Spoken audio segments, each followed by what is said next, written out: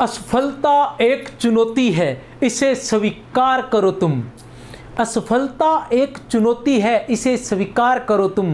क्या कमी रह गई देखो और सुधार करो तुम। संघर्ष का मैदान छोड़कर मत भागो तुम। कुछ किए बिना ही यूं ही जय जयकार नहीं होती। कोशिश करने वालों की कभी हार नहीं होती। कोशिश करने वालों की कभी हार नहीं होती।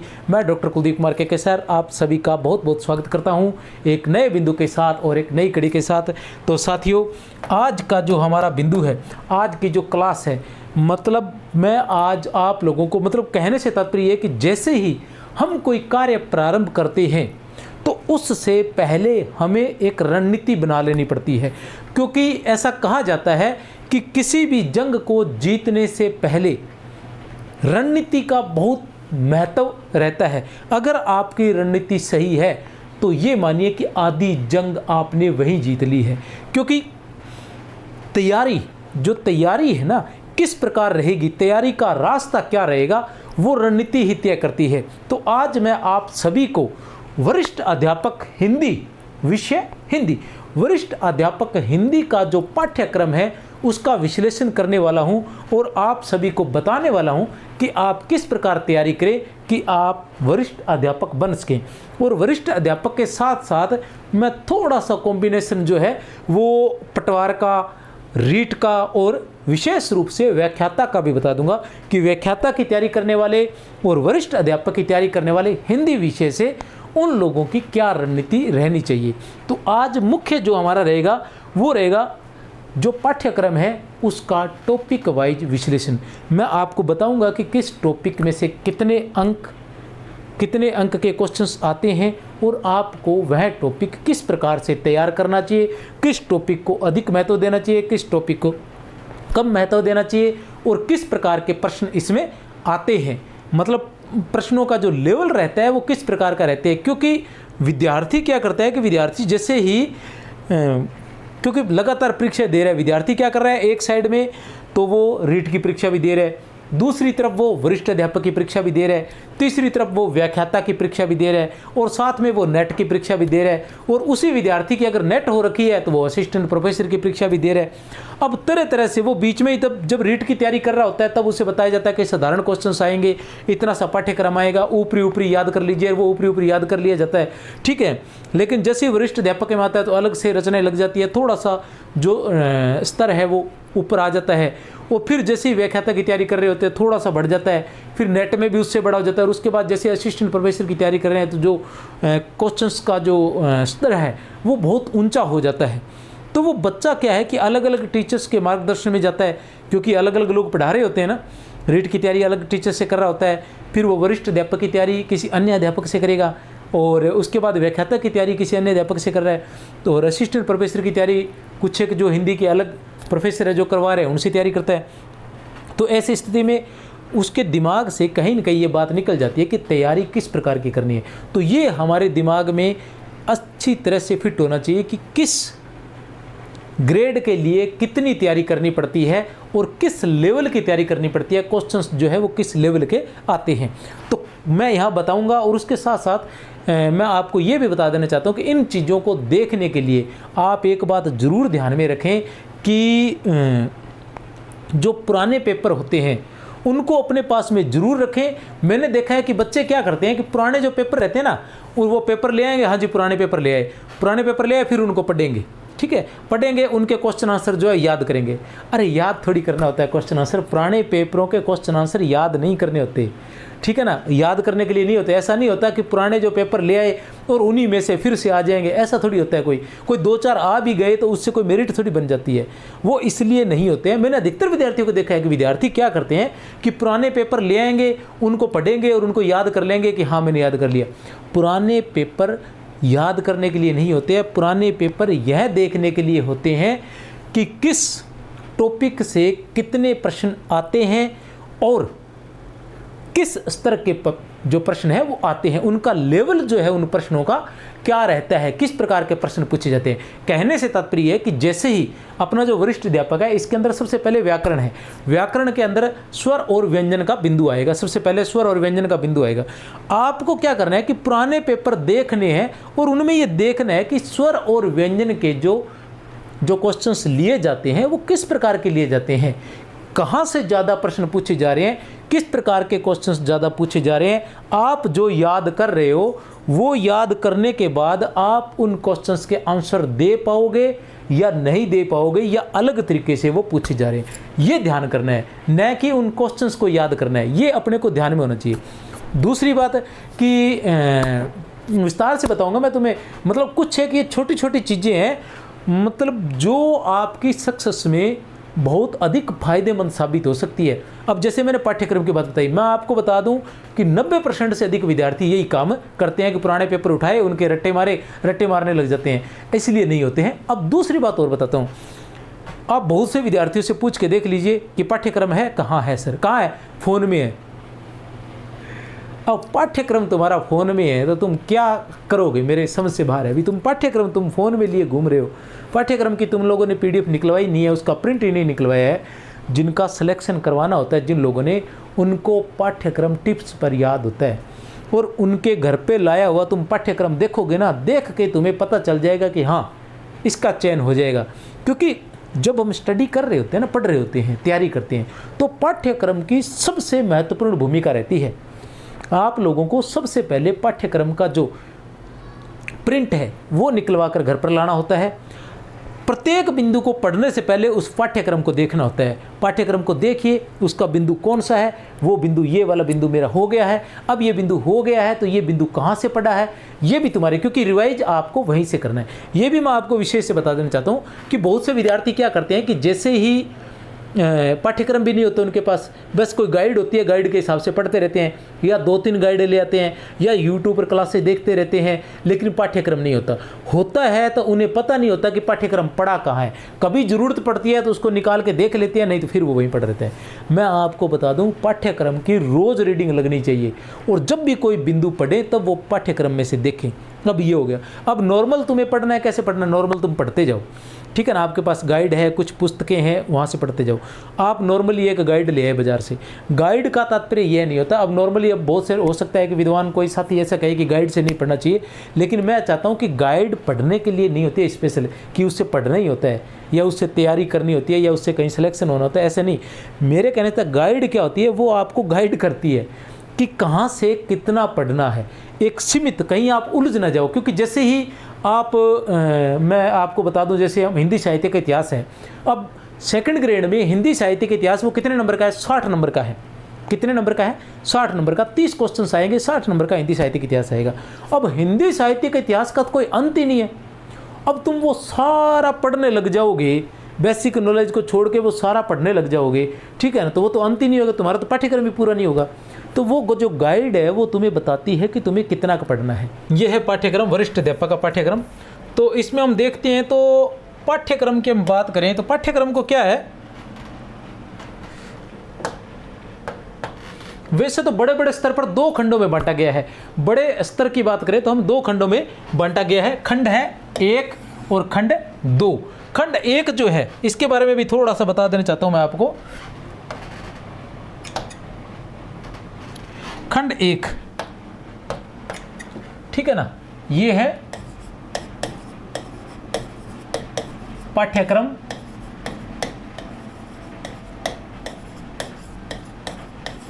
वरिष्ठ अध्यापक हिंदी, वरिष्ठ अध्यापक हिंदी पाठ्यक्रम। पाठ्यक्रम की बात करें तो इसे कितने भागों में बांटा गया, प्रमुख रूप से इसे बांटा गया है 2 खंडों में, ठीक है,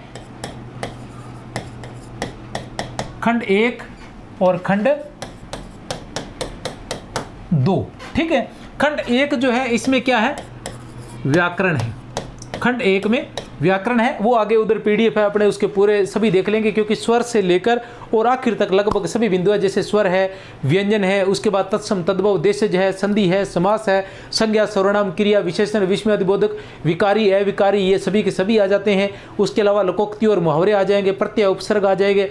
तो सभी जितने बिंदु है वो सभी के सभी व्याकरण के अंतर्गत आ जाएंगे। और व्याकरण जो है, इसके बाद जो दूसरा खंड है वो है, इसको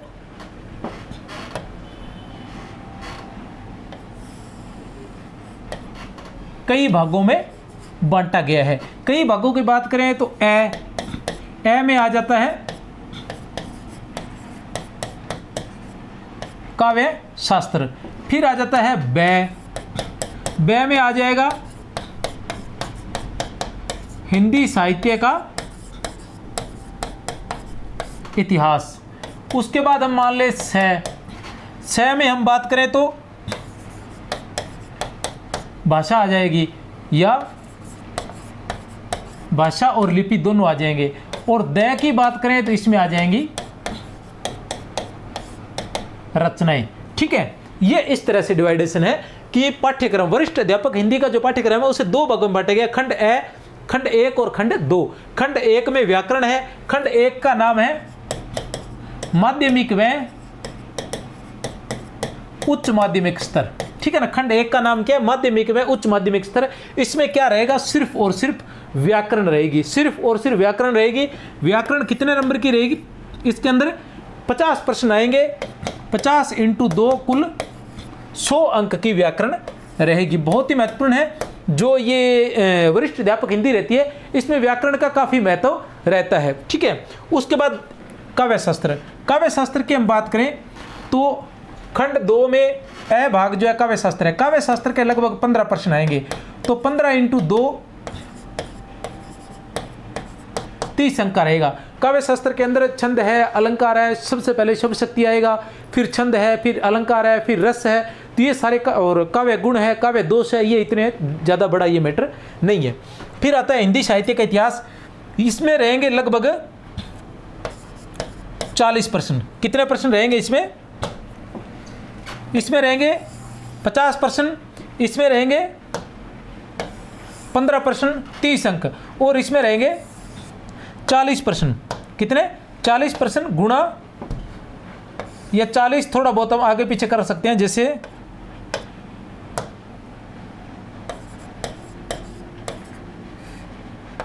35 प्रश्न। 35 × 2 बराबर 70 अंक का। कितने अंक का रहेगा ये, 70 अंक का। और जो भाषा और लिपि है ये रहेगा 10 × 2, 10 नहीं आएगा, ये 5 अंक का। 5 प्रश्न आएंगे, 5 × 2 बराबर 10 अंक। थोड़ा बहुत ऊपर नीचे हो जाता है, बाकी लगभग ये क्रम रहेगा, पीछे इसी तरह से पूछे गए हैं। रचनाओं की बात करें तो ये बहुत महत्वपूर्ण है। ये पार्ट और ये वाला पार्ट, व्याकरण का और ये वाला, ये बहुत महत्वपूर्ण हो जाते हैं। इसमें क्या है, रचनाओं की हम बात करें, रचनाओं की हम बात करें तो लगभग 40 अंक का रहेगा। 25, ठीक है, 25 रचनाएं, 25 प्रश्न आएंगे, 25 × 2 50 अंक का। ये जो पार्ट है रचना वाला और ये वाला व्याकरण वाला, ये जो पार्ट है बहुत ही महत्वपूर्ण रहते हैं। और वैसे देखा जाए तो प्रत्येक चीज़, क्योंकि वहाँ तो मेरिट आपको पता ही है क्या लेवल रहता है मेरिट का, उस कंडीशन में कोई भी पार्ट हम छोड़ नहीं सकते हैं किसी भी स्थिति में। सब अपने अपने लेवल पर महत्वपूर्ण है। चाहे ये 100 अंक का है, अगर ये 100 अंक का है तो टॉपिक बहुत है, मतलब स्वर है, व्यंजन है, उसके अलावा संधि है, समास है, संज्ञा है, सर्वनाम है, क्रिया विशेषण है, विस्मय अधिबोधक है, समुच्चय बोधक है, ठीक है ना, संबंध बोधक है। उसके बाद आ जाता है संधि, समास, प्रत्यय, उपसर्ग है, लोकोक्ति है, मुहावरे है, ये सारी गद्यांश है, पद्यांश है, ये सभी के सभी जो टॉपिक है वो इस व्याकरण वाले क्षेत्र के अंदर ये मैं वही बता रहा हूँ जो वरिष्ठ अध्यापक हिंदी के अंदर लगे हुए, उन्हीं टॉपिकों का नाम ले रहा हूँ, वो सभी इसमें है। हम काव्य शास्त्र की बात करें तो काव्य शास्त्र में क्या है, शब्द शक्ति है, उसके बाद काव्य के गुण और काव्य के दोष आ जाते हैं, उसके बाद छंद आ जाते हैं, उसके बाद अलंकार आ जाते हैं, उसके बाद रस आ जाते हैं। तो इतने ही टॉपिक है काव्य शास्त्र में। फिर हिंदी साहित्य का इतिहास है। हिंदी साहित्य के इतिहास को प्रमुख रूप से कितने भागों में बांटा गया है? 4 भागों में बांटा गया है। पहला है आदिकाल, दूसरा भक्तिकाल, तीसरा रीतिकाल और चौथा कौन सा है? आधुनिक काल है। आधुनिक काल को भी आगे कितने भागों में बांटा गया है? आधुनिक काल को आगे 4-5 भागों में बांटा गया। कौन कौन सा? भारतेंदु काल आ जाता है, उसके बाद द्विवेदी युग आ जाता है, द्विवेदी युग के बाद आ जाता है छायावाद, छायावाद के बाद प्रगतिवाद, प्रगतिवाद के बाद प्रयोगवाद, प्रयोगवाद के बाद नई कविता आ जाती है, प्रयोगवाद नई कविता में परिवर्तित हो गया था। उसके बाद साठोत्तरी कविता आ जाती है, समकालीन कविता आ जाती है। इस तरह से ये क्रम जो है चलता रहता है इसका। तो ये है 35 × 2 70 अंक का है। तो ये भी अपने आप में बहुत महत्वपूर्ण है। भाषा लिपि, भाषा और लिपि का ये छोटा सा बिंदु है, ये आपके पक्के होते हैं। इसको जरूर याद कर ले, क्योंकि ये फिक्स है। ये वाला जो बिंदु है ये फिक्स है, ये कहीं इधर उधर नहीं होता है। इसको आप अच्छे से याद कर लें और ज़्यादा अंदर से याद मत करें। जो भाषा है, भाषा को किस आधार पर बांटा गया है, भाषा की परिभाषा पढ़ सकते हैं, और जो राष्ट्रभाषा, राजभाषा है उसके बारे में पढ़ सकते हैं, उसके अनुच्छेद पढ़ सकते हैं। उसके बाद लिपि जो है, लिपि के प्रमाणीकरण के जो है वो पढ़ सकते हैं आप।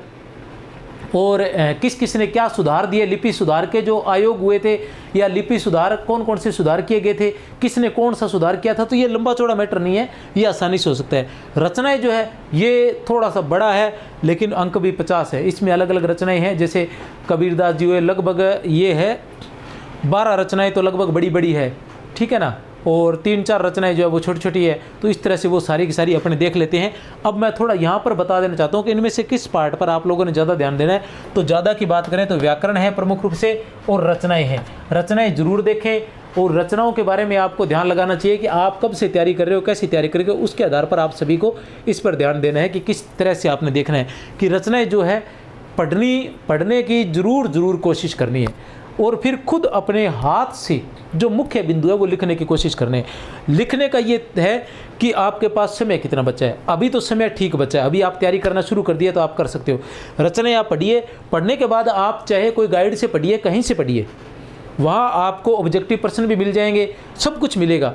लेकिन फिर भी आप उस रचना को खुद पढ़िए, पूरी रचना को, जो भी रचना इसके अंतर्गत दी गई है, जैसे खून का टीका है, कहानी के रूप में उसने कहा था है। उसके अलावा जो जैसे कबीर ग्रंथावली है, तुलसीदास जी की है, सूरदास जी की है, ठीक है ना, मीराबाई पदावली है। तो ये सारी की सारी खुद पढ़िए। पढ़ने के बाद जो भी आपको अच्छी बातें लगती है, इंपॉर्टेंट महत्वपूर्ण बातें लगती है, वो अपने हाथ से अवश्य लिखिए और उनकी रीडिंग मारते रहिए। ये सारा काम आपने जरूर करना है। और ये सारा का सारा जो पाठ्यक्रम है वरिष्ठ अध्यापक का, मैं आपको एक साथ बता देना चाहता हूँ कि संकुल मार्गदर्शन जिस चैनल पर आप देख रहे हैं, उस चैनल पर इसका पूरा का पूरा पाठ्यक्रम मैंने वीडियो के माध्यम से करवाया गया है। और ये वाला जो मैटर है, इस पर मैंने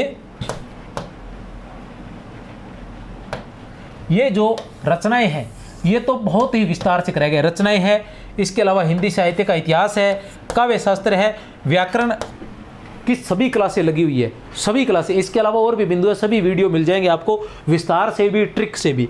और काव्य शास्त्र इन सब का, और विशेष रूप से ये जो रचना वाला मैटर है, इस पर मैंने मतलब शॉर्ट के रूप में एक छोटा सा मैटर तैयार किया है, जिसके माध्यम से आपको अच्छे से प्रत्येक चीज़ को आप अच्छे से समझ सकेंगे। तो वहाँ से आप ये सभी की वीडियो वहाँ पर जाकर आप चैनल पर देख सकते हैं। अब चलते हैं पाठ्यक्रम पर। पाठ्यक्रम में हम देखते हैं, सबसे पहले वर्ण व्यवस्था आती है। तो इसके अंतर्गत क्या है, सबसे पहला बिंदु है तो वर्ण व्यवस्था का है। सबसे पहला बिंदु हमारे पास वर्ण व्यवस्था का। वर्ण व्यवस्था में स्वर व व्यंजन, इसमें स्वरों और व्यंजनों का वर्गीकरण किया गया है। स्वर कितने माने जाते हैं? 11, और व्यंजन कितने माने जाते हैं? 33, और कुल वर्ण कितने माने जाते हैं? 44 माने जाते हैं। अब इसके अलावा जो और भी व्यंजन हो जाते हैं, इस तरह से इनका जो वर्गीकरण है वो अलग अलग हमने देखना है सभी का। उसके अलावा शब्द वर्गीकरण स्रोत के आधार पर, स्रोत के आधार पर तत्सम, तद्भव और विदेशी शब्द है। तत्सम, तद्भव और विदेशी है। देशज मैंने अच्छे से देख लिया है, देशज शब्द जो है वो वरिष्ठ अध्यापक में नहीं है। और लगभग पाठ्यक्रम जो यही रहने वाला है। कोई एक आधा बिंदु, जैसे वो रचनाओं वाला जो मैटर था उसमें से कोई एक आधा रचना बदल जाए तो मैं कह नहीं सकता, बाकी लगभग यही मैटर रहने वाला है। तो आप अच्छे से याद करें, निसंकोच याद करते जाइए, कुछ भी बदलने वाला नहीं है। शब्द वर्गीकरण की बात करें, व्याकरण आधारित है। तो विकारी और अविकारी शब्दों का परिचय और भेद और उपभेद दिए गए हैं। तो विकारी और अविकारी की बात करें तो विकारी शब्द कौन कौन से होते हैं? विकारी शब्द होते हैं संज्ञा, सर्वनाम, क्रिया और विशेषण। कौन कौन से आते हैं? विकारी की बात करें हम,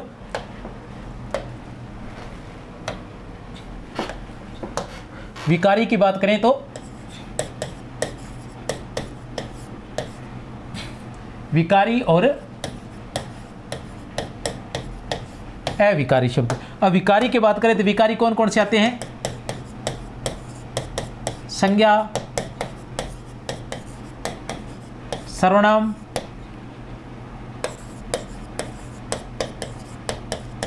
विशेषण और क्रिया। इधर हम बात करें तो क्रिया विशेषण 2 पर आ जाता है, संबद्ध बोधक,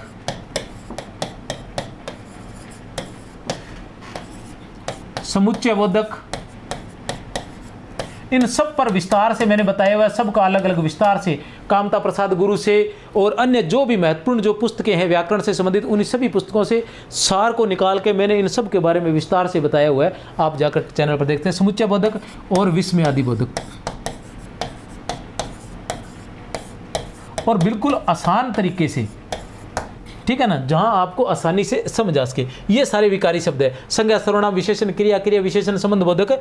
इनके बारे में विस्तार से तो हम फिर पढ़ेंगे। तभी व्याकरणीय कोटियां, लिंग है, वचन है, कारक है, काल है, वाच्य है, ये सभी स्वर और व्यंजन का वर्गीकरण जो है यहाँ से जो आएंगे, यहाँ से लगभग स्वर और व्यंजन के 4 अंक का रहेगा। तत्सम, तद्भव, विदेशी यहाँ से 3 अंक का, प्रत्येक से 1 अंक का रहेगा। ठीक है। विकारी एवं अविकारी जो है ये 8 अंक का रहेगा। 8 अंक मतलब एक संज्ञा से, एक सर्वनाम से, एक विशेषण से, एक क्रिया से, एक क्रिया विशेषण से, एक संबंध बोधक से, एक विस्मयादि बोधक से, एक समुच्चय बोधक से, और एक जो मतलब सभी के सभी जो है 8 हो गए पूरे। ठीक है ना, 8 अंक रहेंगे। लिंग, वचन, कारक, काल, वाच्य, इन सभी का 1 1 2 3 सभी का 1 1 रहेगा। तो 1 2 3 4 5 अंक का ये रहेगा। संधि और समास, इन 2 से 2 2 अंक आएंगे।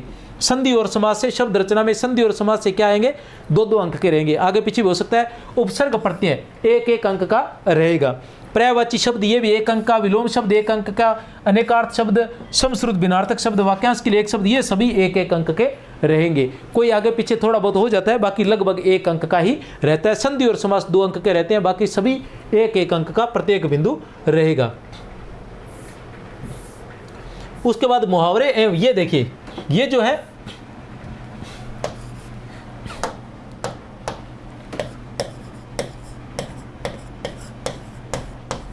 वाक्य शुद्धिकरण जो है, वाक्य शुद्धिकरण और शब्द शुद्धिकरण, ये जो है ये लगभग 8 अंक का रहेगा। वाक्य शुद्धि और शब्द शुद्धि के जो प्रश्न है वो काफ़ी मात्रा में पूछे जाते हैं। और आपको याद, विराम चिन्हों का प्रयोग ये भी शायद 2 अंक का ज़्यादा से ज़्यादा रहेगा। मुहावरे एवं लोकोक्तियाँ और अपठित गद्यांश एवं पद्यांश, ये भी 8 अंक के लगभग रहेगा। मुहावरे एवं लोकोक्तियाँ, अपठित गद्यांश एवं पद्यांश, ये भी लगभग 8 अंक के लगभग हमारे पास ये रहेगा।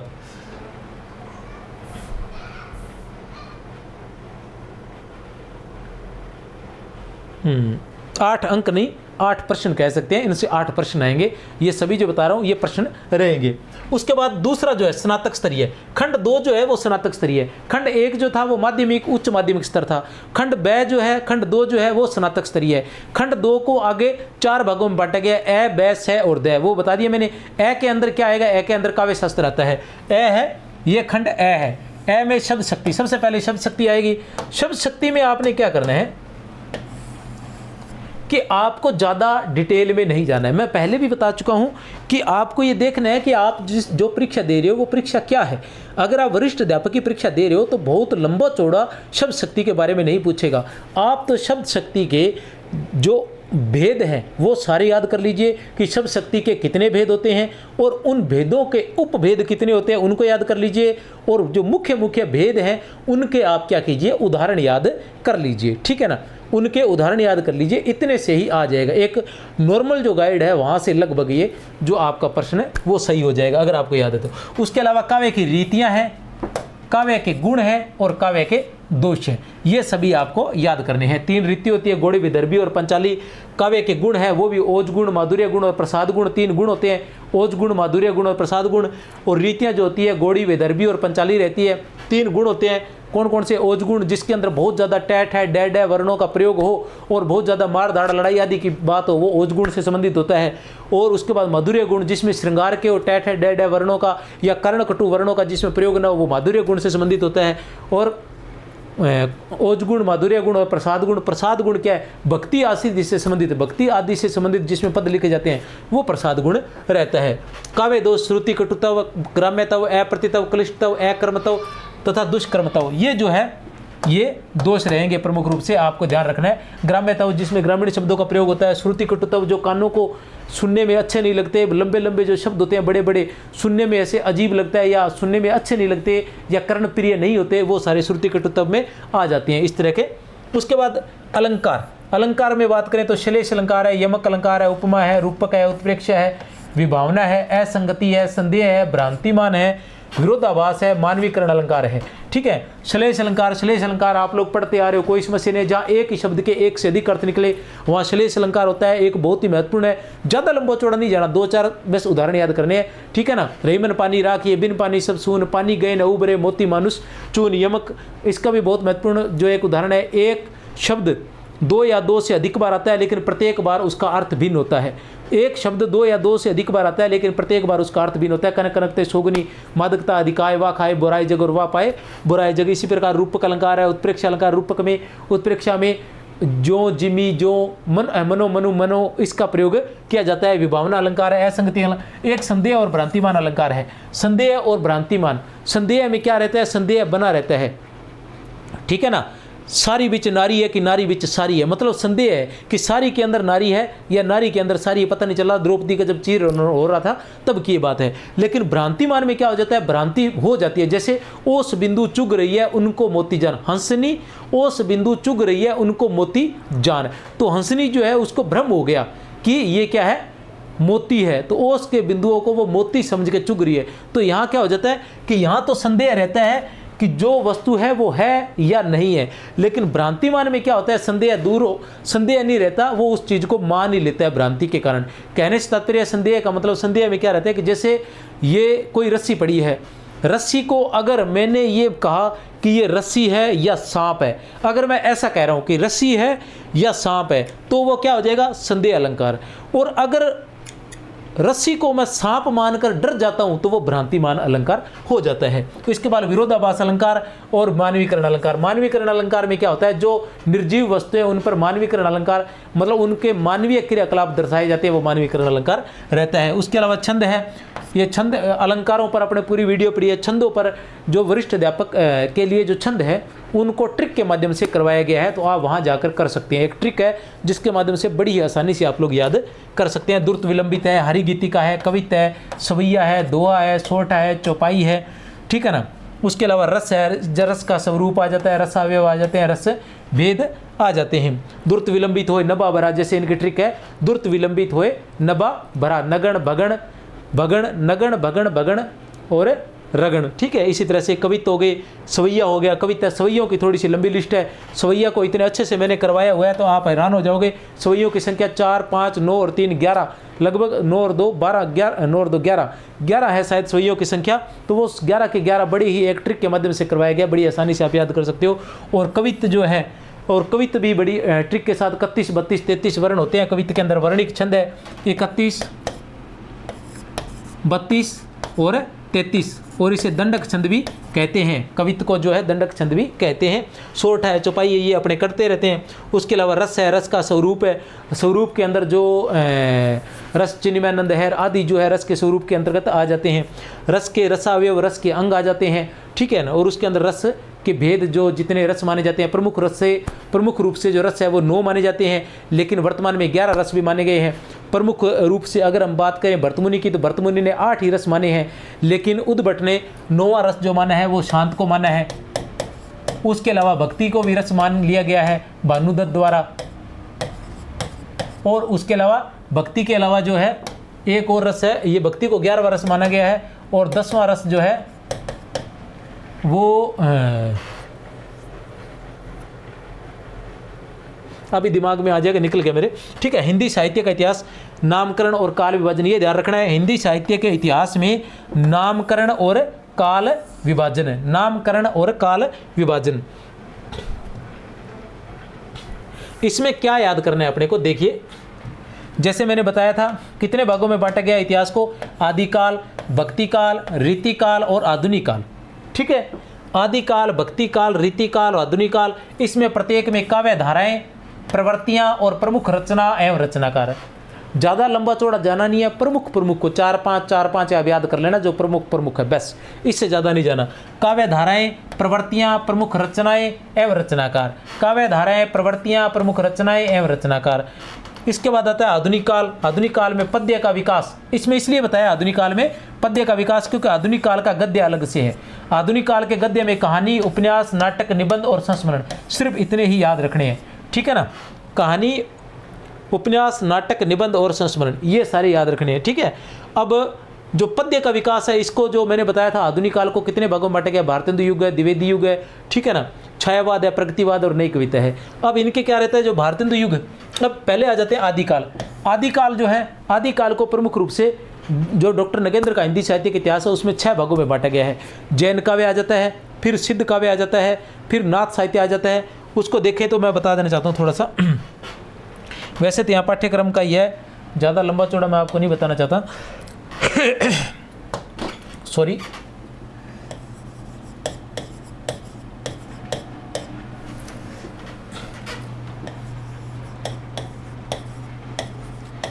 सबसे पहले आता है आदिकाल।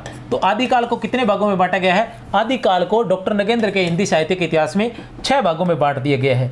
6 भाग कौन से हैं? पहले 1 नंबर पर आता है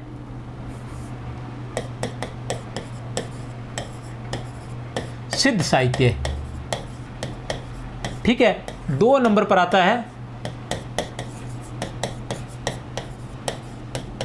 नाथ साहित्य। 3 नंबर पर आता है जैन साहित्य। 3 नंबर पर क्या आता है? जैन साहित्य। 4 नंबर पर आ जाता है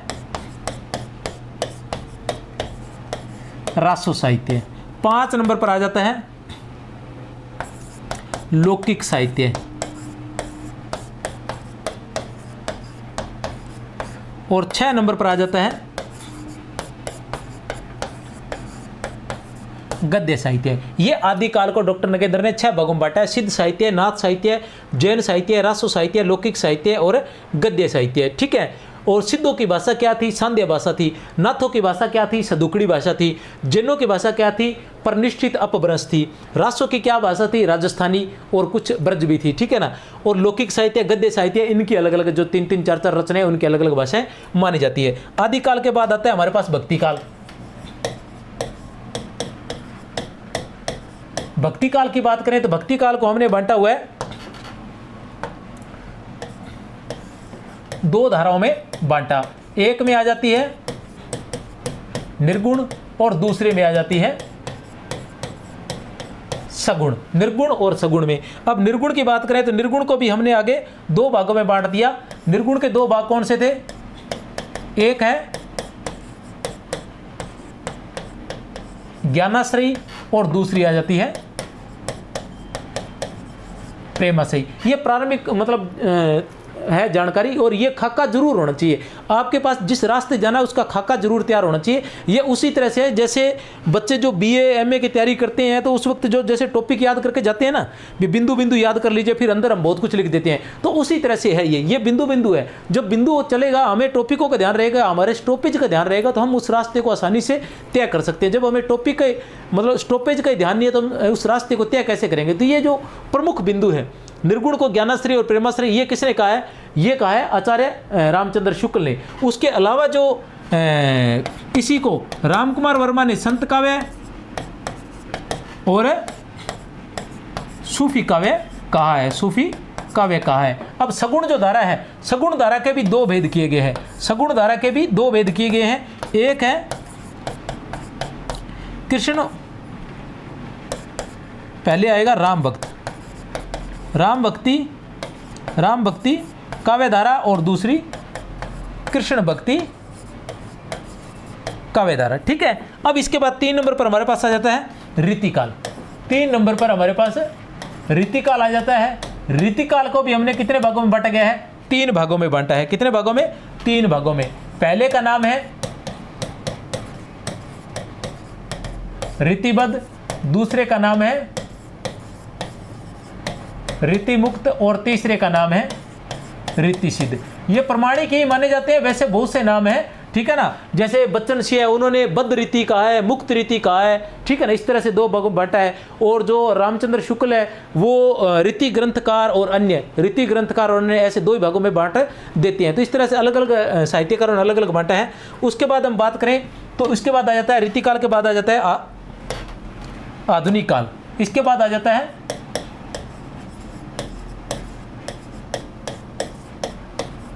आधुनिक काल। आधुनिक काल की बात करें तो इसके अंदर इसे भी हम सबसे पहले भारतेंदु युग, दूसरा आ जाता है द्विवेदी युग, तीसरा छायावाद, 4 नंबर पर प्रगतिवाद, 5 नंबर पर प्रयोगवाद, 6 नंबर पर नई कविता, 7 नंबर पर साठोत्तरी कविता, 8 नंबर पर समकालीन कविता। ठीक है, ये आधुनिक काल आ जाता है। अब मैं थोड़ा सा पीछे चलना चाहूंगा कि जैसे ये देखा मैंने आदिकाल की सभी की अलग अलग भाषाओं के बारे में बता दी। भक्ति काल जो निर्गुण है, इसकी कौन सी भाषा थी? सदुकड़ी भाषा थी। मतलब निर्गुण के अंदर जो ज्ञानाश्री शाखा थी, संत काव्य जो था, उनकी सदुकड़ी भाषा थी। प्रेमाश्री शाखा वालों ने इन्होंने अधिकतर अवधि भाषा का प्रयोग किया था। वैसे कुछ ने राजस्थानी का भी किया था और कुछ ने ब्रज भाषा का भी प्रयोग किया था, लेकिन अधिकतर अवधि भाषा का प्रयोग हुआ था। फिर हम सगुण में आते हैं तो राम भक्ति में ब्रज भाषा थी और सिर्फ राम भक्ति में थी अवधि भाषा और कृष्ण भक्ति में थी ब्रज भाषा पूरी तरह से। और राम भक्ति में अवधि भी थी और ब्रज भी थी। जैसा कि तुलसीदास ने उतनी रचनाएं अवधि भाषा में लिखी थी और उतनी ब्रज भाषा में लिखी थी, लेकिन कृष्ण भक्ति में केवल ब्रज भाषा थी। उसके बाद रीतिकाल आते हैं तो रीतिकाल की भाषा एकमात्र ब्रज भाषा ही थी। थोड़ा बहुत किसी ने अवधि में लिखा तो बात अलग है, बाकी सभी ने ब्रज भाषा में ही लिखा था। उसके बाद आधुनिक काल की बात करते हैं तो आधुनिक काल में जो भारतेंदु काल था, इसके अंदर जो काव्य की भाषा थी, काव्य की भाषा तो क्या थी? ब्रज थी। और गद्य की भाषा क्या थी? खड़ी बोली। गद्य की भाषा क्या हो गई थी? खड़ी बोली। और द्विवेदी युग में क्योंकि द्विवेदी आ गए थे तो इन्होंने गद्य और पद्य दोनों की भाषा क्या कर दी थी? खड़ी बोली कर दी थी। छायावाद और बाकी सभी की भाषा जो क्या रहेगी? खड़ी बोली ही रहेगी। चलो फिर आगे चलते हैं। यह था हिंदी साहित्य का इतिहास। उसके बाद ये 6 पे आ जाता है हिंदी भाषा का उद्भव एवं विकास, हिंदी एवं उसकी बोलियों का सामान्य परिचय और देवनागरी लिपि। ठीक है ना, देवनागरी लिपि के अंदर इसके अंदर जितने भी सुधार हुए हैं वो सारे के सारे आ जाएंगे। फिर आता है रचनाएं। रचनाओं की बात करें तो हमारे पास सबसे पहले आता है कबीर ग्रंथावली। कबीर ग्रंथावली क्या है? कबीर ग्रंथावली के साखी के प्रथम 5 अंग, गुरुदेव को अंग है वो सारे, ठीक है ना, और 10 पद, प्रथम 10 पद श्याम सुंदर दास द्वारा संपादित जो कबीर ग्रंथावली है उसकी साखी के प्रथम 5 अंग और प्रथम 10 पद। फिर तुलसीदास, तुलसीदास की क्या आएगी? रामचरितमानस का बालकांड। सूरदास, सूरदास का भ्रमर गीत के प्रथम 20 पद, संपादक कौन है? रामचंद्र शुक्ल द्वारा संपादित। मीराबाई, मीरा पदावली प्रथम 20 पद परशुराम चतुर्वेदी द्वारा। बिहारी रत्नाकर प्रथम 20 दोहे जगन्नाथ दास, ये जगन्नाथ दास रत्नाकर द्वारा है। बिहारी रत्नाकर जो है जगन्नाथ रत्नाकर की, ये क्या है?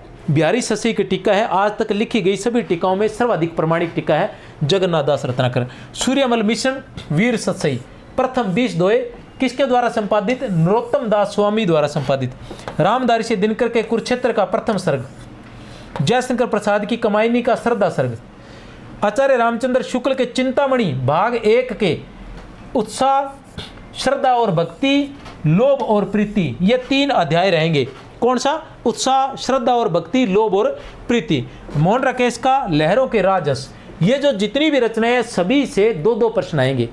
प्रत्येक रचना से 2-2 प्रश्न आएंगे, अर्थात 4-4 अंक का रहेगा। प्रत्येक से 2-2 प्रश्न आएंगे। अब इनको कैसे पढ़ना होता है थोड़ा सा बता देना चाहता हूँ कि इनके बारे में एक तो हमें जैसे ये है कबीरदास जी है, तुलसीदास, सूरदास, मीरा, बिहारी, सूर्यमल मिश्रण, रामधारी से दिनकर, जयशंकर प्रसाद, आचार्य रामचंद्र शुक्ल, मोहन राकेश, इन सभी का जो भी रचनाकार है उन सभी का हमें जीवन परिचय ध्यान होना चाहिए, उनकी प्रमुख रचनाओं के बारे में ध्यान होना चाहिए, एक बात। दूसरी बात, जो रचना लिखी जा रही है उस रचना के बारे में जो पद दिए हैं उनकी व्याख्या तो पढ़नी है, उसके बारे में किन किन विद्वानों ने खास बात क्या कही है, और उन खास बातों में से हमें क्या देखना है कि आचार्य रामचंद्र शुक्ल ने क्या कहा है, डॉक्टर नगेंद्र ने क्या कहा है, बच्चन सिंह ने क्या कहा है, हजारी प्रसाद द्विवेदी ने क्या कहा है, रामस्वरूप चतुर्वेदी जी ने क्या कहा है। ये मुख्य मुख्य बिंदु हमने देखने होते हैं, एक बात, ठीक है ना। उसके बाद हमें क्या देखना होता है, इसका एक परिचय, सारा जो पद है, जैसे कबीर ग्रंथावली है, इसके सभी पद पढ़ोगे। पद पढ़ने के बाद आपने क्या करना है कि जैसे साखी है, इसमें 5 अंग है, पहला अंग जैसे गुरुदेव को अंग है, गुरुदेव को अंग और अन्य जो अंग है उन अंगों में ऐसा कौन सा पद है जो देखने में गुरुदेव का अंग का लग रहा है लेकिन वो दूसरे का है, और देखने में दूसरे का है लेकिन लग गुरुदेव के अंग का रहा है। तो ऐसा कोई जो पद हो उसको बाहर निकालो और उसको नोट करो कि हाँ ये वाला है, उसको याद रखना है, क्योंकि वो पूछेंगे, पद पूछेंगे कि ये पद जो है या ये जो दोहा है, ठीक है ना, ये कहाँ से लिया गया है, कौन से अंग से लिया गया है। तो ऐसी स्थिति में कोई अलग हो वो देखना, बाकी हमें पता चल जाता है गुरुदेव को अंग है तो उसमें गुरुदेव के बारे में कहा होगा। ये बालकांड है, इसमें बालकों के बारे में रामचंद्र जी के जो बचपन का है वो चित्रण किया होगा, हमें पता चल जाएगा, सारे पद एक जैसे आ रहे होंगे। लेकिन अचानक से अगर कोई पद अलग आता है तो उसको अलग से नोट कर लीजिए और ध्यान में रखिए, उसको ध्यान रखिए कि हाँ ये ऐसा पद जो है वो बालकांड से नहीं है, अलग सी बात जो ये आपने ध्यान रखना है। अब भ्रमर गीत, सूरदास का भ्रमर गीत हो गया, रामचंद्र शुक्ल मीराबाई की मीरा पदावली होगी। अब मीराबाई की मीरा पदावली होगी, इसमें 2 बातें आएंगी। अब इसमें आपने क्या करना है कि मीरा पदावली भी याद करनी है। जैसे ये आ गया भ्रमर गीत किसके द्वारा संपादित है, रामचंद्र शुक्ल, और कबीर ग्रंथावली किसके द्वारा, श्याम सुंदर दास। इसमें कबीर को भी याद करना है, आपने याद रख लेना, और साथ साथ में श्याम सुंदर दास को भी याद करना है कि श्याम सुंदर दास की कौन कौन सी रचनाएं थी, इनका जीवन परिचय याद करना है। अब यहाँ जो सूरदास है, सूरदास को भी याद करना है आपने, और रामचंद्र शुक्ल को भी याद करना है। दोनों के बारे में पूछा जा सकता है, मीराबाई और परशुराम चतुर्वेदी के बारे में। हाँ, इतना ध्यान रखना है कि मीराबाई के बारे में और उनके पदों के बारे में ज़्यादा पढ़ना है, परशुराम चतुर्वेदी जी के बारे में थोड़ा सा जीवन परिचय आपको पता होना चाहिए, क्योंकि कंपटीशन बड़ा टफ है। सूर्यमल मिश्रण, वीर ससई, नरोत्तम दास के बारे में तुम्हें ध्यान होना चाहिए। बिहारी रत्नाकर पढ़ रहे हो, जगन्नाथ दास रत्नाकर के बारे में तुम्हें पर। रामधारी से दिनकर का कुरुक्षेत्र है, जयशंकर प्रसाद का कमाईनी कोई समस्या नहीं, आचार्य रामचंद्र शुक्ल की चिंतामणि, ये हो गए, ये सभी 2-2 अंक के रहेंगे। अब आगे जो आने वाली है यादवेंद्र शर्मा चंद्र, यादवेंद्र शर्मा चंद्र का जो खून का टिक्का है, ठीक है, 2 अंक का रहेगा। ये जो कहानियां हैं ये सभी की सभी क्या रहेगी, सभी की सभी कहानियां जो है वो 1-1 अंक की रहेंगी, चारों की चारों कहानियां 1 अंक की रहेंगी। ये लाइट चली गई है, मुझे लग रहा है शायद कोई समस्या नहीं होगी आप सभी को। मैंने बता दिया पाठ्यक्रम पूरा, अगर पसंद आए तो शेयर कीजिए, और बहुत बहुत शुभकामनाएं। इस पूरा का पूरा पाठ्यक्रम हमारे चैनल पर आपको उपलब्ध मिलेगा। इसी के साथ जय हिंद, जय भारत।